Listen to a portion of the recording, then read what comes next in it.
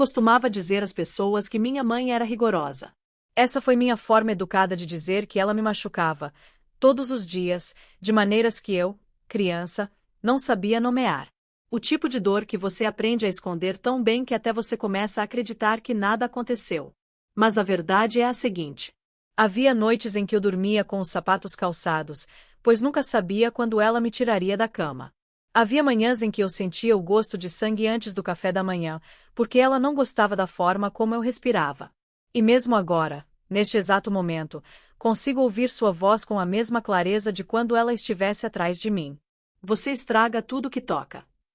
Essa frase me acompanhou na vida adulta, no casamento e na maternidade. Isso moldou a forma como eu me via. E, por anos, mantive-me em silêncio porque achava que merecia. Sei que é muita informação para absorver logo no início. Mas, se eu não começar com a verdade, nunca chegarei à parte que importa. A parte em que finalmente me salvei. Meu nome é Avelina. Tenho 78 anos de idade. E carrego esta história há mais de 6 décadas, guardada em algum lugar entre a vergonha e a sobrevivência. Nunca contei a história completa, nem aos meus filhos, nem ao meu marido, nem mesmo à amiga que sentava ao meu lado durante os meus anos mais sombrios. Na minha época, não era esperado que uma moça falasse sobre o que acontecia a portas fechadas.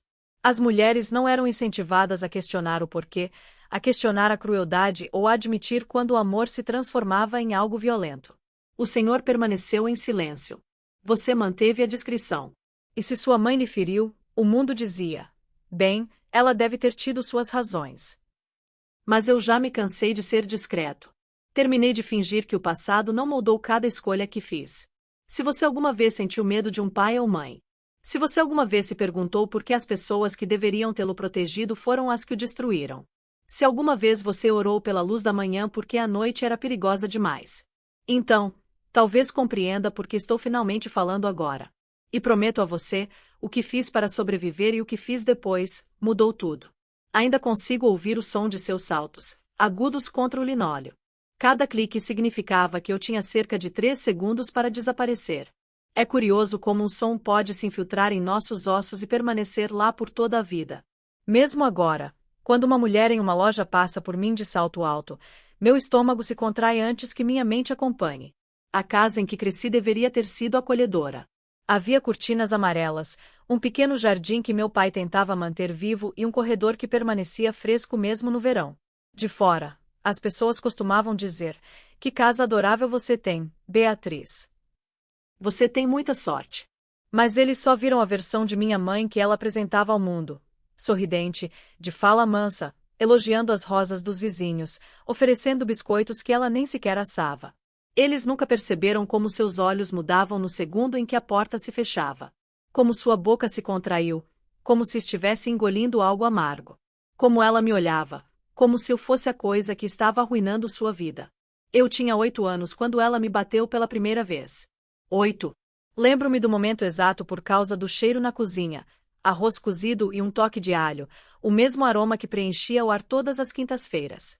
Eu estava na ponta dos pés, tentando alcançar uma tigela sobre o balcão.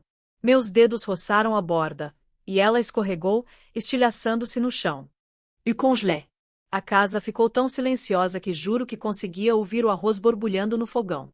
Meu pai estava sentado à mesa, lendo o jornal. O fanjadu. Ele nunca levantou o olhar. Ele sempre manteve a cabeça baixa, como se acreditasse que, se não fizesse contato visual, não poderia ser culpado por nada que acontecesse em seguida. Minha mãe entrou lentamente, com os saltos batendo. 1, 2, 3. Ela observou os pedaços de cerâmica quebrada. Então, ela olhou para mim. O que o senhor fez? Ela perguntou, mas sua voz não era alta. Era macio, macio demais. Isso sempre foi pior. Eu sussurrei. Sinto muito, mamãe. Não foi minha intenção. A bofetada veio tão rápido que eu nem vi sua mão se mover. Minha bochecha ardia, meu ouvido zumbia, e lembro-me de pensar, não porque ela fez isso. Mas como posso garantir que ela nunca mais faça isso? Essa é a questão de ser criado por alguém imprevisível. Você aprende a se culpar antes mesmo que a pessoa tenha a chance. Corri para o meu quarto em seguida, subi na minha pequena cama e alcancei sob o travesseiro o medalhão que minha avó me dera. Era pequeno, dourado, com uma pequena molgadela em um dos lados. Ela me entregou quando eu tinha 5 anos e disse: "Isto é para quando você se sentir sozinho." Não creio que ela soubesse o quanto eu precisaria disso. Eu ficava ali sentado, segurando-o, pressionando-o tão firmemente contra a palma da mão que o metal deixava marcas. Era a única coisa naquela casa que parecia proteção, a única coisa que me lembrava que eu não era invisível. Olhando para trás, vejo agora que o primeiro tapa não foi o verdadeiro começo. O início foi o medo que se instalou em mim muito antes disso. Medo que crescia nos momentos de silêncio, na forma como os ombros de meu pai se contraíam sempre que ela entrava em uma sala, na maneira como os vizinhos evitavam certos assuntos em sua presença. Mas, aos 8 anos de idade, tudo o que eu entendia era isto. O amor dela era condicional. A raiva dela era constante. E a casa da minha infância, aquela que as pessoas admiravam, era a casa onde o amor deveria ter vivido, mas nunca viveu. Mas as contusões, essas cicatrizaram. Foram as coisas que não se podiam ver que mais tempo permaneceram comigo. Após aquele primeiro tapa, algo mudou na casa. Ou talvez sempre tenha sido assim e eu finalmente percebi. Minha mãe não precisava levantar a mão com frequência. Ela aprendeu que podia me quebrar de forma mais eficiente com o silêncio, com regras, com a vergonha. Ela nunca me permitiu ter amigos. Porque as pessoas falam, ela dizia, cerrando a mandíbula como se a própria amizade fosse um pecado. E não permitirei que falem de você. Costumava observar as meninas da nossa rua pulando corda ou jogando amarelinha na calçada. Eu ficava atrás da cortina, segurando-a com tanta força que o tecido deixava marcas em meus dedos, imaginando como seria ser convidado para qualquer lugar. Rir sem pedir permissão. Se um colega de classe tentasse me acompanhar até em casa, minha mãe abriria a porta apenas um pouco e diria: "Não temos tempo para bobagens. Vá para casa." Então ela fechava a porta na cara deles antes mesmo que eu pudesse acenar. Dentro dela, ela me mantinha pequeno. Eu adorava desenhar, passarinhos, casas, qualquer coisa que parecesse mais gentil do que o mundo em que eu vivia. Uma tarde, quando eu tinha 9 anos, deixei um desenho na mesa da cozinha. Uma representação minha segurando o medalhão da minha avó sob um céu azul imenso. Quando minha mãe o viu, segurou-o entre 2 dedos como se estivesse sujo. "Isto", ela disse, "é nisso que o Senhor desperdiça seu tempo." Lembro-me de sorrir, esperando que ela dissesse algo gentil pela primeira vez. Em vez disso, ela o rasgou diretamente ao meio. Então, ela rasgou as metades novamente. E novamente. Até que restaram apenas minúsculos pedaços de papel flutuando no chão como neve. Acha que alguém se importa com seus desenhos bobos? Ela se aproximou, sua respiração quente em minha bochecha. "Você estraga tudo que toca, Avelina." Aquela frase. Meu Deus, aquela fincou fundo. Ecoou em minha mente muito tempo depois que ela deixou a sala. Gostaria de poder dizer que não acreditei nela. Gostaria de poder dizer que me rebelei, gritei ou corri para alguém que me ouvisse. Mas as crianças não faziam isso. Nem na década de 1950, nem em uma casa onde os pais sempre tinham razão e a obediência era tudo. Naquela época, abuso emocional nem sequer era um termo utilizado pelas pessoas. Uma criança que se encolhia era dramática. Uma mãe que menosprezava era rígida. Uma menina que se sentia destruída ouvia que deveria ser grata. Então, eu convivi com isso, suas palavras, seu silêncio, suas regras. E as punições que não deixavam marcas? Foram esses que me moldaram. Jantares em família eram o pior. Meu pai, minha mãe, meus 2 irmãos mais velhos, e, depois, eu, em um banquinho separado no canto. "Por que você não age corretamente?" ela dizia. "Você precisa aprender o seu lugar." Eu ficava ali com um prato de arroz esfriando no colo, ouvindo-os conversar como se eu não existisse. Talheres tilantando. Cadeiras sendo arrastadas. Meu pai pigarreando, mas nunca dizendo uma palavra em minha defesa. Ocasionalmente, ele lançava um olhar para mim, apenas um olhar rápido e culpado, mas, em seguida, baixava os olhos novamente, como sempre. E naquele silêncio, algo perigoso se enraizou em mim. Uma voz que não era bem a minha, sussurrando. Talvez ela esteja certa. Talvez eu realmente seja o problema. Talvez eu seja incapaz de ser amado. É isso que a violência psicológica faz. Não grita. Ele infiltra-se. Preenche as lacunas onde o amor deveria estar. Em retrospectiva, compreendo mais do que compreendia na época. Pesquisadores atualmente discutem sobre padrões, como crianças criadas sob constante crítica começam a acreditar que não merecem nada melhor. Na década de 1950, ninguém estudava garotas como eu. Ninguém questionava por que crianças quietas eram quietas ou por que filhas obedientes pareciam tão assustadas. Ninguém se questionava se algo estava errado por trás daquelas portas perfeitas. Mas eu vivia dentro daquele silêncio. E a cada dia, minha mãe encontrava uma nova forma de me diminuir, sem nunca levantar a mão. E a parte mais aterrorizante? Não considerei nada disso como abuso. Eu achava que fosse normal. Eu pensei que fosse eu quem precisava ser consertado. Essa crença permaneceu comigo por muito mais tempo do que a dor de qualquer tapa. As coisas poderiam ter permanecido previsíveis. As palavras frias, o isolamento, as punições silenciosas, se não fosse pela noite em que tudo mudou. A noite em que deixei de ser criança. Minha mãe adorava ser adorada em público. Ela conseguia exibir uma doçura como se fosse uma nova camada de batom. Naquela noite, nosso bairro organizou uma pequena reunião. Café, doces e pessoas conversando sob as luzes de corda que balançavam na brisa quente. Lembro-me de segurar sua mão, sentindo quão firme era seu aperto, como se quisesse controlar até mesmo a forma como eu andava. No momento em que entramos na multidão, ela se transformou. Ah, muito obrigada, ela dizia quando alguém elogiava seu vestido. A senhora é muito gentil, ela ria quando elogiavam sua culinária. Ela até mesmo acariciou meus cabelos suavemente quando uma mulher disse: sua filha é linda. Você deve estar muito orgulhoso. Lindo. Orgulhoso, é. Palavras que eu nunca havia ouvido dirigidas a mim, não da parte dela. Ainda me recordo do brilho nos olhos de minha mãe quando a mulher proferiu aquelas palavras. Uma contração muscular, tão rápida que qualquer outra pessoa teria perdido. Mas passei toda a minha vida memorizando suas expressões, suas tempestades, seus sinais de alerta. No caminho para casa, ela não disse nada. Nenhuma palavra. O silêncio dela era mais estrondoso do que qualquer grito. No momento em que a porta se fechou atrás de nós, ela explodiu. Então você acha que está bonita agora? Ela sibilou. É só isso? Acha que é superior a mim porque uma mulher tola não conseguiu manter a boca fechada? Não entendi o que eu havia feito. Eu tinha 12 anos. Um elogio não era algo que eu conquistasse, era apenas algo que alguém dizia durante doces e conversas triviais. Mas, em sua mente, tudo era uma ameaça. Abri a boca para dizer que não havia feito nada. Isso foi um erro. Sua fúria se estilhaçou como um copo que cai. Ela pegou o prato sobre a bancada, aquele com as empanadas restantes, levantou e o arremessou pela cozinha. Estilhaçou-se contra a parede, com pedaços voando para todos os lados.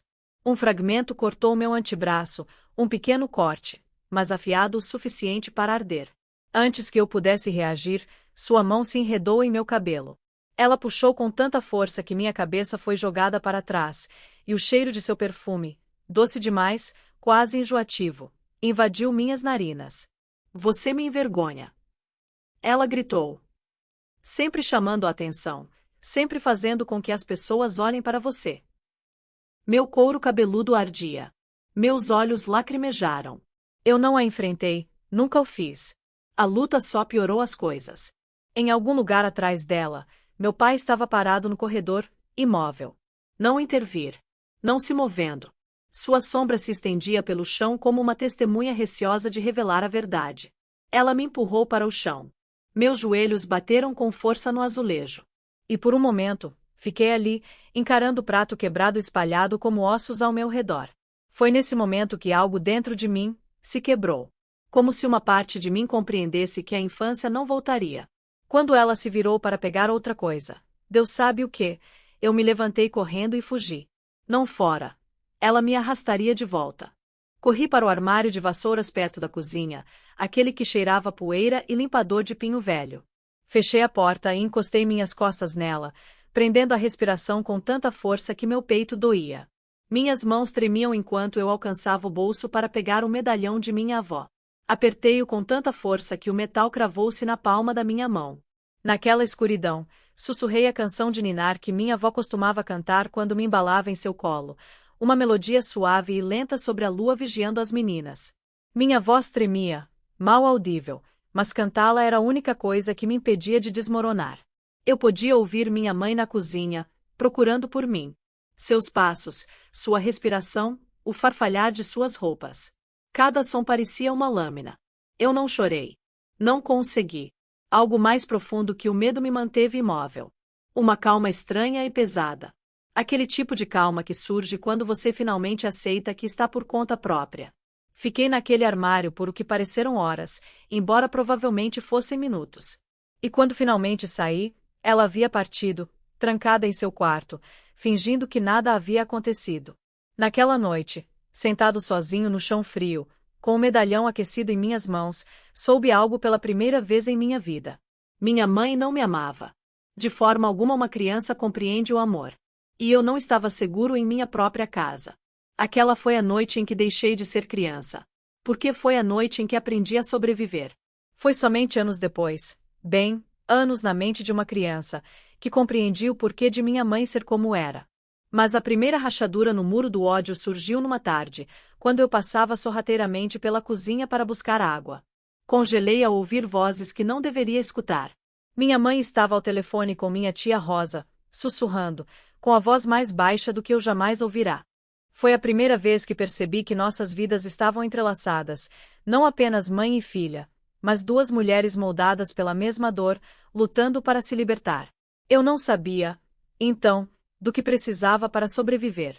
Eu só sabia que o ciclo de dor era real. E que, se eu quisesse viver de forma diferente, precisaria começar a perceber isso, nomeá-lo e preparar-me para ser completamente outra pessoa. Ainda hoje, recordo-me de pressionar minha mão contra a parede onde a ouvirá sussurrar, sentindo os ecos de sua voz misturarem-se aos meus batimentos cardíacos. Naquele dia, aprendi que compreender alguém não justifica o mal que essa pessoa causa, mas pode ensinar a não se tornar como ela. Quando completei 14 anos, sua raiva não se limitava mais à cozinha ou a ameaças sussurradas, ela me seguia por toda parte, ensombrando cada momento da minha vida. Comecei a notar que a crueldade dela tinha um padrão, uma precisão. Ela não apenas explodiu aleatoriamente, ela me sabotou, me moldou, me diminuiu de maneiras que ninguém mais conseguia perceber. Lembro-me da primeira vez em que ela me impediu de ir a um baile escolar. Eu estava ansioso por isso há semanas. Meu vestido estava passado, meu cabelo arrumado em cachos suaves, meus sapatos polidos. Esperei que ela dissesse algo, qualquer coisa.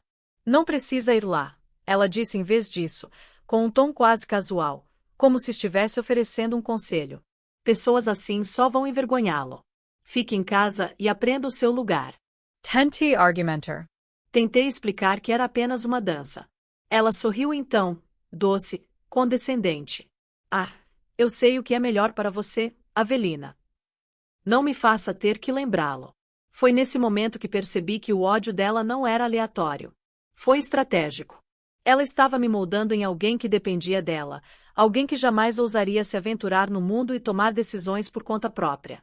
Talvez tenha sido no fogo onde minha carta queimou, talvez tenha sido no mercado onde cada olhar me lembrava que ela não podia me possuir completamente, talvez tenha sido apenas a primeira vez que me peguei pensando: não preciso acreditar nela. Aquele pequeno e trêmulo pensamento cresceria. E eu sabia, em algum lugar no fundo do meu coração, que um dia eu agiria de acordo com isso. Mas, aos 14 anos, tudo o que eu podia fazer era sobreviver ao seu ódio, e contar os momentos até encontrar uma forma de escapar dele. Lembro-me daquela tarde como se tivesse acontecido ontem, embora já tenham se passado décadas. Eu havia permanecido após a aula para ajudar a professora a organizar os materiais de arte. Quando cheguei em casa, o sol já estava baixo, pintando as ruas de dourado. Pensei que talvez, só talvez, ela não notasse. Eu estava errado. No momento em que atravessei a porta, ela surgiu na cozinha como uma tempestade.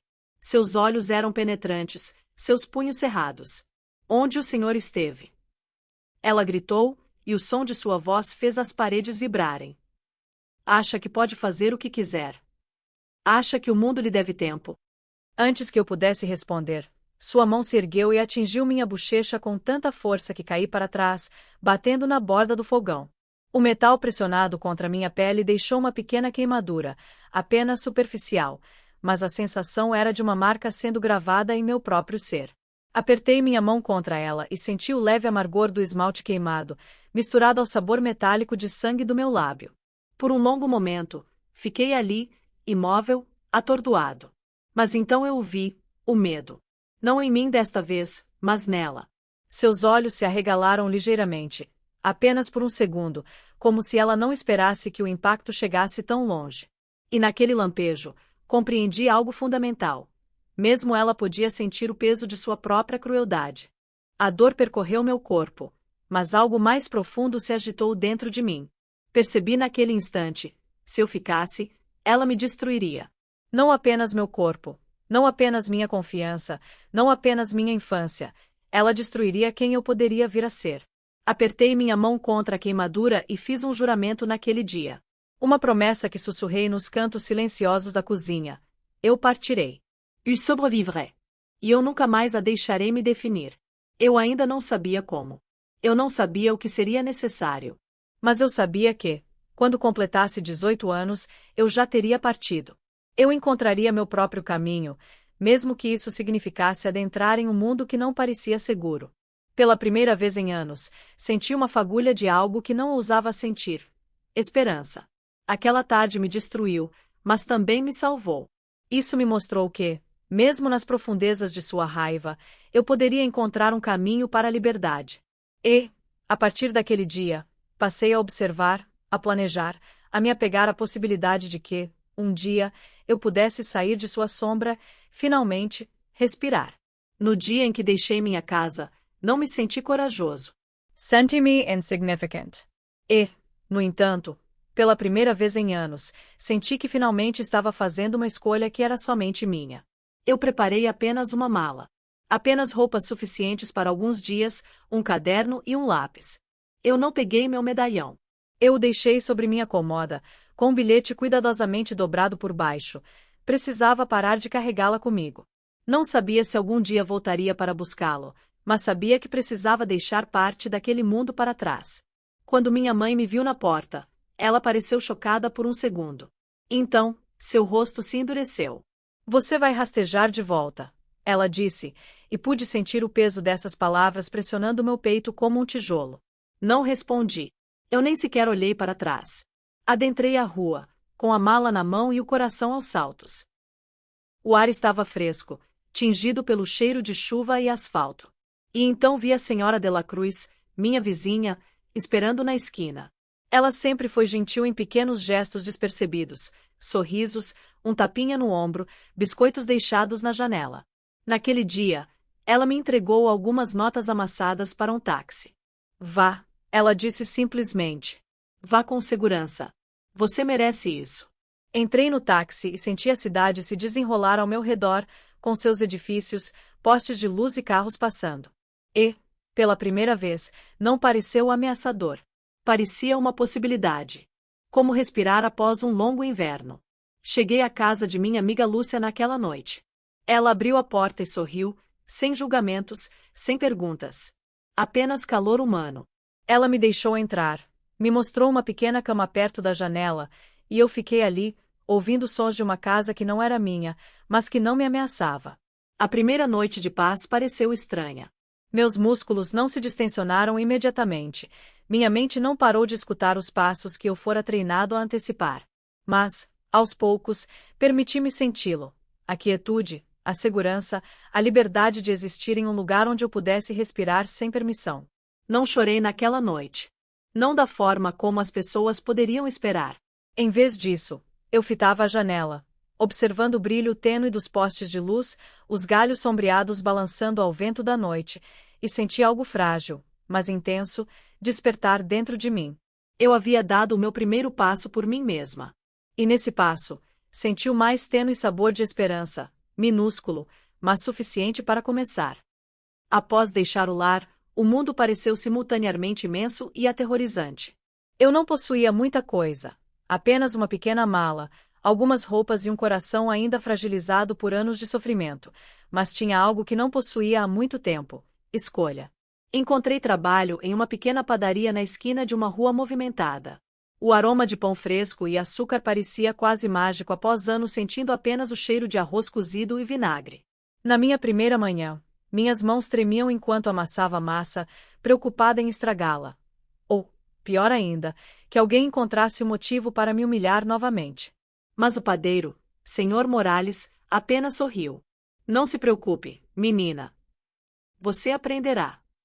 Essa foi a primeira vez em muito tempo que alguém falou comigo sem expectativas ou julgamentos.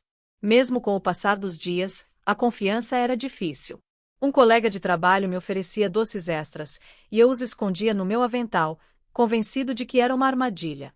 E, no entanto, lentamente, comecei a notar as pequenas gentilezas se acumulando como frágeis blocos de esperança. Quando meu salário chegou no final da semana, senti algo que não sentia há anos: orgulho. Eu o havia conquistado. Ninguém a havia tomado de mim. Era meu. Mas as noites eram mais difíceis. Eu ficava acordada na pequena kitnet que meu amigo me emprestou, ouvindo o zumbido da cidade lá fora, e chorava. Sentia falta da estabilidade da rotina, mesmo daquela abusiva. Em casa, tudo era previsível. Pelo menos eu sabia quando a tempestade chegaria. Agora, havia liberdade, sim, mas também incerteza, e essa incerteza trouxe uma solidão para a qual eu não estava preparado. Certa noite, desmoronei no depósito da padaria, soluçando silenciosamente atrás de sacos de farinha. Minha colega de trabalho, Rosa, me encontrou. Ela não me repreendeu, não fez perguntas. Ela acabou de me entregar um copo d'água e disse: "Está tudo bem. Você está indo bem. Você é mais forte do que pensa." Aquele momento, pequeno, ordinário, pareceu monumental. Pela primeira vez, percebi que não precisava enfrentar o mundo sozinho. Quando finalmente contei meu primeiro salário integral, sentei-me na beira da cama, segurando as notas novas nas mãos, e sorri. Um sorriso genuíno. Um que não fosse reflexivo ou forçado. Um que me pertencia. Foi a primeira vez que me lembro de sentir posse sobre a minha própria vida.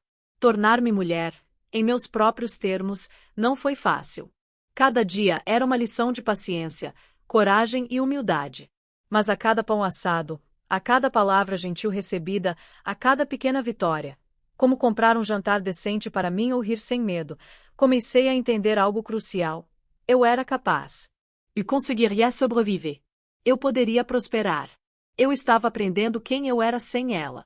E, embora o mundo não me tivesse preparado para a independência, eu estava começando a me preparar para ela. Levou anos, mas, certa manhã, percebi algo que não me permitia acreditar por décadas. Eu merecia ser protegida. Não do mundo, nem das circunstâncias, mas da sombra que minha mãe projetara sobre mim por tanto tempo. Eu havia começado a escrever em um diário todas as noites, o tipo de autorreflexão que parece terapia, mesmo quando ninguém mais o lê. Anotei tudo o que carreguei: o medo, a vergonha, as noites em que chorei sozinho, as palavras que ela gritou e que se tornaram mantras em minha mente. E, certa noite, ao relê-lo, percebi uma verdade que ignorei por muito tempo: não lhe devo reconciliação. Eu havia passado anos imaginando desculpas que talvez nunca recebesse, perdão que talvez nunca concedesse, mas percebi que minha vida não precisava da permissão dela para ser completa. Essa percepção me concedeu uma coragem que eu desconhecia possuir. Fui à cidade e entrei em uma pequena boutique que sempre admirei, mas nunca ousei entrar. Por impulso, escolhi um vestido vibrante e esvoaçante, da cor do nascer do sol, algo que minha mãe teria desaprovado e me proibido de usar quando criança. Eu comprei com o dinheiro que ganhei, sentindo a textura entre meus dedos, imaginando como seria a sensação contra minha pele. Aquele vestido se tornou um símbolo: meu corpo, minha escolha, minha vida. Na manhã seguinte, acordei cedo e o vesti. O sol acabava de surgir no horizonte, pintando o céu com tons suaves de rosa e dourado. Eu estava em pé junto à janela, sentindo o calor sobre meus ombros, e senti algo mudar dentro de mim. Pela primeira vez, não me assustei com a luz. Não me esquivei disso. Permiti-me manter a postura ereta e inalar o ar.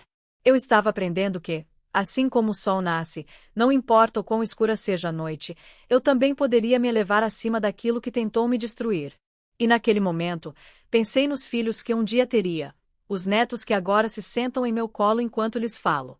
Percebi que proteger a mim mesmo não era egoísmo. Foi preparação. Cada limite que estabeleci, cada medo que enfrentei, cada pequeno ato de amor próprio foi uma lição que eu passaria adiante.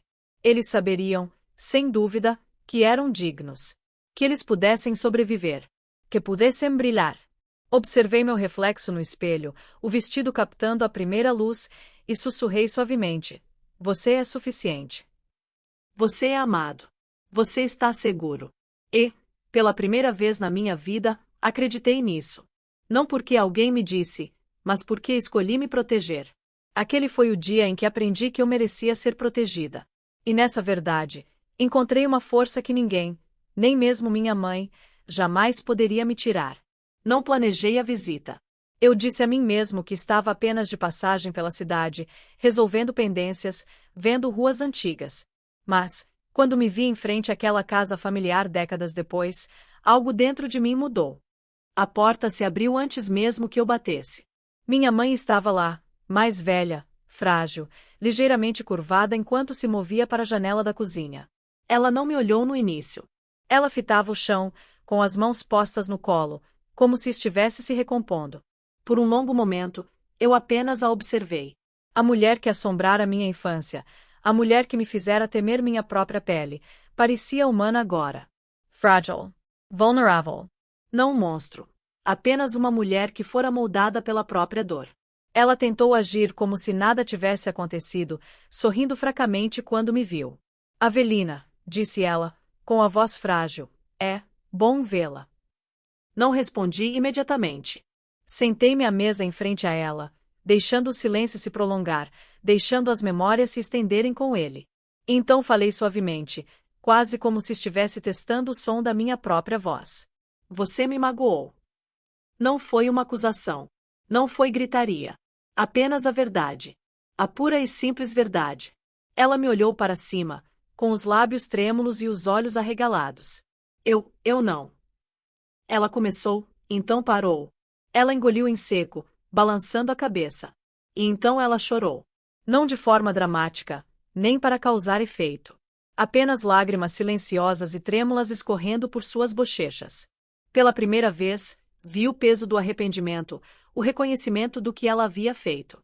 Eu não precisava de um pedido de desculpas. Eu nem precisei de palavras. Eu simplesmente fiquei ali, deixando-a chorar, permitindo que o silêncio carregasse ambas as nossas histórias. Naquele silêncio, compreendi algo profundo. Ela também já fora criança. Ela havia sido destruída e se destruíra da única forma que conhecia. Isso não atenuou a dor que ela me causou, mas me fez vê-la por inteiro, como um ser humano moldado por seus próprios medos, e não apenas o monstro que eu carregava em minha mente por tanto tempo. E, nesse reconhecimento, algo dentro de mim se suavizou. Não o suficiente para esquecer, nunca o suficiente para desculpar, mas o bastante para finalmente liberar as últimas arestas afiadas da raiva que eu vinha guardando. Saí naquele dia mais leve do que esperava. Eu não precisava que ela mudasse. Eu não precisava que ela confessasse, pedisse desculpas ou explicasse. Eu só precisava vê-la como ela era, frágil, humana e ainda aqui. E, pela primeira vez em décadas, pude olhar para aquele capítulo da minha vida e sentir paz. Eu não reconstruí o relacionamento. Tomei essa decisão deliberadamente, e foi a escolha mais libertadora da minha vida. Percebi que o perdão não era necessário para a paz, mas sim a liberação. E a libertação não significava esquecer ou desculpar, significava que eu não precisava mais carregar a sombra dela. Escrevi-lhe uma carta, com cuidado, cada palavra medida. Eu lhe contei o que ela havia feito, como isso me moldou e como me feriu. Eu o dobrei cuidadosamente e o reservei. Eu nunca o enviei. Algumas palavras são destinadas apenas a si mesmo, para reconhecer a verdade, para honrar a vida que você sobreviveu. Em seguida, fui até a minha cômoda e peguei o medalhão que havia deixado para trás há tantos anos. Estava manchado, arranhado, desgastado, mas era meu. Eu o segurei em minhas mãos, sentindo o peso tanto do passado quanto do futuro, e o guardei em uma pequena caixa de madeira. Aquele medalhão fora outrora meu único consolo, meu talismã contra o medo, e agora se tornava um símbolo de posse. Minha história, minha vida, minha proteção. Enquanto eu estava ali sentado, pensei em meus filhos, meus netos, nas meninas e meninos que eu guiaria, no amor que eu daria incondicionalmente. Prometi a mim mesmo, silenciosamente, mas com firmeza, que o ciclo terminaria comigo. Sem receio. Sem silêncio. Sem crueldade perpetuada. A decisão de se afastar dela, de encerrar aquele capítulo sem queimá-lo por completo, definiu tudo o que veio depois. Isso me deu uma força que eu desconhecia e uma calma que eu tanto almejava. Aprendi que, por vezes, o encerramento não chega por meio de pedidos de desculpas ou reconciliações. Às vezes, ele chega quando você simplesmente decide honrar a si mesmo. E, nessa honra, finalmente sente o peso se dissipar, e pode respirar. Atualmente, minha vida é tranquila de uma forma que jamais imaginei ser possível. Minhas manhãs começam com a luz do sol inundando a mesa da cozinha, o aroma de café e pão fresco, e o eco das risadas vindas dos quartos onde meus netos brincam. Suas vozes são vibrantes e destemidas, e permito que preencham meu lar com uma alegria que outrora considerei impossível. Se você está vivenciando isso agora, se está sofrendo de maneiras que ninguém vê, se sente preso por alguém que deveria amá-lo, ouça-me quando digo isto. Você merece segurança. Você merece amor. Você merece uma vida que seja sua. Você não precisa da permissão de ninguém para se proteger. Você não precisa de perdão para seguir em frente. Você só precisa da coragem para decidir que sua vida importa. Você pode romper o ciclo. Você pode expressar sua verdade. É possível escolher a dignidade, mesmo quando parece impossível. Alcanço minha cômoda e pego o medalhão que carreguei comigo por tantos anos. Fecho minhas mãos ao redor dele, sentindo seu peso, sua história, sua sobrevivência. E então eu o coloquei no chão. Não porque esqueci, não porque a dor não exista, mas porque reivindiquei minha própria vida, minha própria paz, minha própria história. E se eu posso fazer isso, você também pode. Você é digno. Você é suficiente. E sua vida pode ser bela, porque ela pertence a você. Agradeço por me permitir compartilhar minha história com você. Carreguei-o por décadas, e dizê-lo em voz alta, contá-lo por completo, tem sido simultaneamente doloroso e libertador. Espero que, ao ouvi-lo, compreenda que, por mais sombrio que seu passado possa parecer, há um caminho em direção à paz, à força e ao autorrespeito. Se minha jornada o tocou, o lembrou de que não está sozinho ou lhe deu uma pequena centelha de esperança, ficaria honrado se permanecêssemos conectados. Clique em inscrever-se para que possamos compartilhar mais histórias de sobrevivência, coragem e resiliência juntos. Lembre-se, sua história é importante. Sua vida importa. E cada passo que você dá em direção à cura é uma vitória que merece ser celebrada.